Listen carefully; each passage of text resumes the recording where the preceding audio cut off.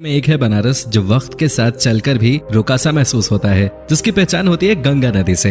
यहाँ का बनारसी पान हो या बनारसी साड़ी या फिर यहाँ मिलने वाले मीठे और तीखे पकवान, सभी को समेटे हुए बनारस में जो सुकून मिलता है वो और कहीं नहीं। बनारस के सफर पर आज आपको बताते हैं इस शहर से जुड़ी कुछ अनसुनी और इंटरेस्टिंग बातें, जिन्हें जान आपकी बनारस की यात्रा करने की इच्छा और बढ़ जाएगी। लेकिन वीडियो शुरू करने से पहले आप हमारे चैनल को सब्सक्राइब करके बेल आइकन को जरूर दबाएं। गंगा नदी के तट पर बसे बनारस को शिव की भूमि कहा जाता है, क्योंकि ये माना जाता है कि इस शहर को भगवान शिव ने बसाया था। काशी नगरी कहलाने वाला बनारस भारत का सबसे पुराना और पवित्र शहर है, जिसे वर्ल्ड हेरिटेज साइट का दर्जा प्राप्त है। बनारस न सिर्फ मंदिरों का शहर है, बल्कि ये सभ्यता की कहानी को बयां करती है, एक ऐसी कहानी जो शायद इतिहास के पन्नों से भी पुरानी है।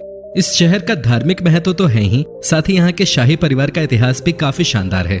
काशी पर अंग्रेजों का शासन स्थापित होने के बाद कई शाही परिवारों ने काशी के आसपास बसेरा बना लिया था, जिसमें से एक था महाराष्ट्र का पेशवा परिवार। इस शाही परिवार में जन्मी थी झांसी की रानी लक्ष्मीबाई, जिनका नाम बनारस के घाट मणिकर्णिका के नाम पर रखा गया था। बनारस एक ऐसा शहर है जहां आपको अनगिनत मंदिर देखने को मिलेंगे। हिंदू धर्म के सबसे पवित्रतम शहरों में से एक है बनारस। ये वो जगह है जिसे मोक्ष प्राप्ति का केंद्र कहा जाता है। इस शहर को लेकर हिंदू धर्म में बड़ी मान्यता है कि अगर कोई व्यक्ति यहाँ आकर मर जाता है या काशी में उसका अंतिम संस्कार होता है तो उसे मोक्ष की प्राप्ति होती है।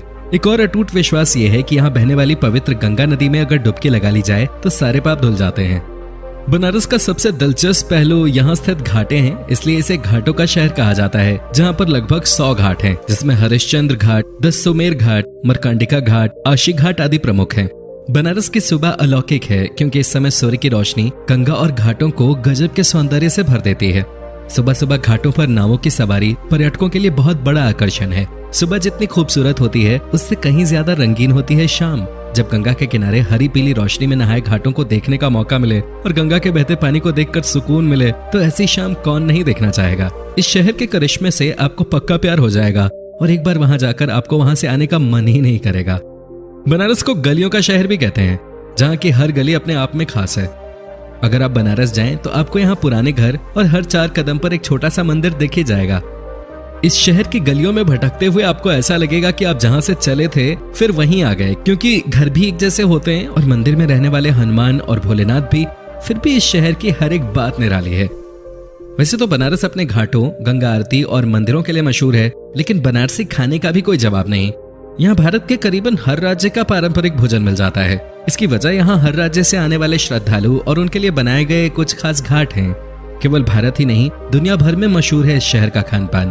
कोई गली कचौड़ी जलेबी के लिए प्रसिद्ध है, तो कोई मलाइयों के लिए, कहीं रसमलाई तो कहीं चटपटी चाट। बनारस के बारे में बताते हुए अगर यहाँ की गंगा आरती की चर्चा न की जाए तो यहाँ की शाम अधूरी बन जाएगी। जिसे देखने के लिए दुनिया भर से लोग काशी आते हैं, वो है गंगा आरती। काशी के दशाश्वमेध घाट पर होने वाली इस आरती का सौंदर्य देखते ही बनता है। आरती के शुरू होते ही यहाँ का माहौल बदलने लगता है, हवा में अलग सी खुशबू फैलने लगती है और आरती के दीपक रोशनी बिखेरने लगते हैं। आरती चाहे तो घाट पर बैठकर देखी जा सकती है या फिर नाव में बैठकर। वाराणसी सिर्फ हिंदुओं का ही नहीं, सभी धर्मों के लोगों के लिए एक महत्वपूर्ण शहर है, इसलिए देश विदेश के पर्यटक यहाँ खींचे चले आते हैं। प्रतिवर्ष 10 लाख से भी अधिक तीर्थयात्री यहाँ आते हैं। एक महत्वपूर्ण शहर होने के साथ साथ बनारस शिक्षा का भी मुख्य केंद्र है। यहाँ 4 बड़े विश्वविद्यालय भी हैं, जिनमें से काफी फेमस है बनारस हिंदू विश्वविद्यालय। बता दें कि ये एशिया का सबसे बड़ा विश्वविद्यालय है। बनारस में 2 दर्जन से ज्यादा वैदिक विद्यालय हैं, जिनमें दाखिला लेने वाले छात्रों का हर दिन गंगा के तट पर योगाभ्यास, फिर वेद और शास्त्रों की पढ़ाई और शाम को आरती के साथ दिन खत्म होता है। भारतीय शास्त्रीय संगीत का बनारस घराना रहा है। इस कला ने न सिर्फ यहाँ जन्म लिया, बल्कि यहीं विकसित भी हुई। इस शहर ने भारत और विश्व को कई महान विभूतियां दी हैं, जिनमें कबीर, रविदास, स्वामी रामानंद, मुंशी प्रेमचंद आदि शामिल हैं।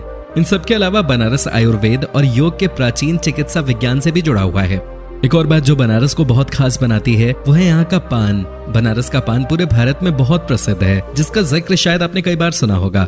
बनारसी पान के पत्ते का स्वाद काफी अलग है। यहाँ कत्था भी अलग किस्म का इस्तेमाल किया जाता है और साथ ही पान में कच्ची सुपारी डाली जाती है। ये चीजें बनारसी पान को बहुत स्पेशल बनाती हैं।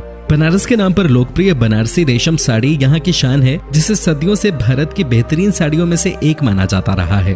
ये साड़ियाँ बारीक बुनी हुई रेशम से बनती हैं और जटिल डिजाइन से सजाई जाती हैं। बनारस में रेशम पैदा नहीं किया जाता है, बेंगलुरु और चीन से रेशम के धागे मंगाए जाते हैं। उन धागों से खूबसूरत साड़ियाँ बनाने का हुनर लेकिन बनारस के बुनकर ही जानते हैं। बनारस में एक बात आपको काफी पसंद आ सकती है, यहाँ आपको प्लास्टिक के कप ग्लास काफी कम दिखाई पड़ेंगे, बल्कि शहर में ज्यादातर दुकानों और ठेलों पर मिट्टी के कुल्हड़ों का इस्तेमाल किया जाता है। बता दें कि यहाँ लस्सी, रबड़ी, चाय और कॉफी तक कुल्हड़ों में दी जाती है, लेकिन फिर भी प्लास्टिक में पैक दूसरी चीजें अब भी बड़ी मुसीबत बनी हुई हैं। हर साल बनारस में एक अजीब रिवाज का पालन किया जाता है जिसे सुन आपको हैरानी हो सकती है। इस रिवाज के तहत यहाँ हर साल अश्वमेघ घाट पर बारिश के मौसम में मेंढकों की शादी कराई जाती है। पंडित मेंढकों की शादी के सारे अनुष्ठानों को पूरा कर मेंढकों को नदी में छोड़ देते हैं। दोस्तों, आपको बनारस कैसा लगा हमें बताएं, और अगर आप बनारस नहीं गए हो तो हम कहेंगे आपको वहाँ एक बार जरूर जाना चाहिए। दोस्तों, आज के एपिसोड में बस इतना ही।